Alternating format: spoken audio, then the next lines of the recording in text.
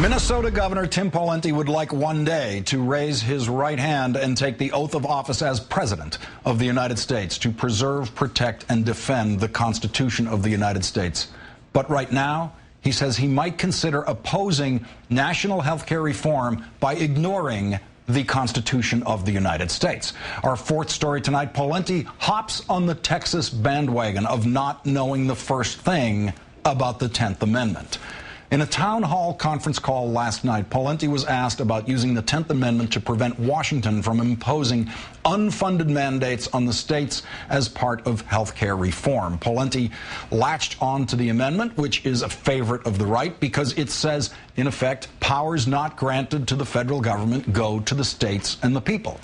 It's called... I believe that amendment has been discounted to the point of making me very sad. Depending on what the federal government comes out with here, asserting the 10th Amendment may be a viable option. I would say that's a possibility. You're starting to see more governors, including me, and specifically Governor Perry from Texas, and most Republican governors express concern around these issues and get more aggressive about asserting and bringing up the 10th Amendment. The concept is called nullification, or state sovereignty, the notion that states can opt out whenever the federal government tries to exert a power not enumerated in the Constitution. Unfortunately for Governor Pawlenty, nullification's heyday came before the Civil War. Subsequent court rulings and laws empowered the federal government to enforce its laws, as it did when Arkansas tried to nullify the new federal law integrating American classrooms.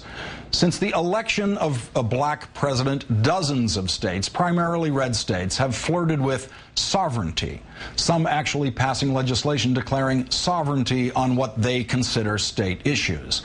Texas Governor Rick Perry has even dabbled in secession talk. So where does Pawlenty's state stand on sovereignty? According to the Minnesota Sovereignty Project, quote, sovereignty legislation got ignored and died in committee. Of course, none of this addresses what the powers of the Constitution does grant the federal government, so let's do that. Article 1, Section 8, the powers of Congress. The Congress shall have power to provide for the common defense and general welfare of the United States, to regulate commerce among the states. Joining us now is Jonathan Turley, professor of constitutional law at George Washington University. Thanks for your time tonight, Jonathan. Hi, Lawrence. It seems a bit unfair to me to put up a real-life constitutional law professor against Governor Pawlenty, but let's go ahead. Governor Pawlenty is, in fact, a distinguished graduate of the University of Minnesota Law School, and he's backed down on his 10th Amendment talk in the last 24 hours. So where do history and precedent leave us on this issue? Well, the problem with those that are looking to the 10th Amendment for support is that the Supreme Court really offers very little encouragement for these types of claims. In a case called Gonzalez in 2005, the Supreme Court basically adopted a standard of whether something bears a substantial relationship to commerce. And, you know, even before that, 1937, for example, the Supreme Court said Congress has to have the ability to deal with nationwide calamities. And the court has interpreted what is commerce, what is economic activity, very, very broadly. In order to get to where these individuals want to go, they will have to plow through decades of precedent. That's going to be a rather tall order to ask, even from a fairly sympathetic Supreme Court. Now, last month, Minnesota's most colorful politician, Congresswoman Michelle Bachmann, also endorsed invoking the 10th Amendment, but said it will only work if all the states band together. Now, that sounds a lot like that country that actually calls itself the United States of America, doesn't it, Jonathan?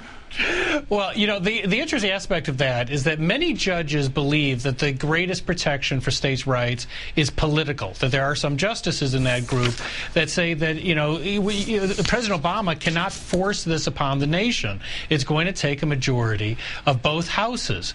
And we've already seen quite effective campaigns against it. And so if you can get all of these states to join together, presumably you can get their representatives to join together and oppose it. If they don't, then the way representatives representative democracy works, is the assumption is the majority of people do support it. So to summarize before the countdown court, Professor Turley, what are the real hopes of the red states in effect nullifying the federal law that will come out from the health care reform legislation? Well, I'm not going to say, abandon hope, all you enter here. The 10th Amendment is important. I happen to belong to a small group of social liberals that like states' rights. I believe it's, rights are best protected when they're held closest to the people. And there are some interesting aspects of this law that you really can't deny. I mean, it is interesting that Congress would require individuals to have health care, depending on what the language comes out as, even if they don't want, if they want to self-insure. So aspects of that raise some novel questions.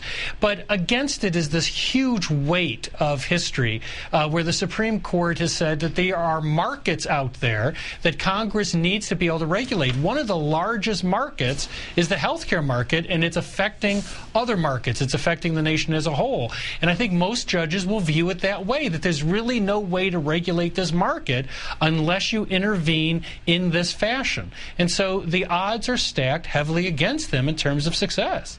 I wish that was the final word on this, but I have a feeling you'll be back talking about the 10th Amendment as this year goes by. Thank you very much, Professor Jonathan Turley of George Washington University. Thanks, Lawrence.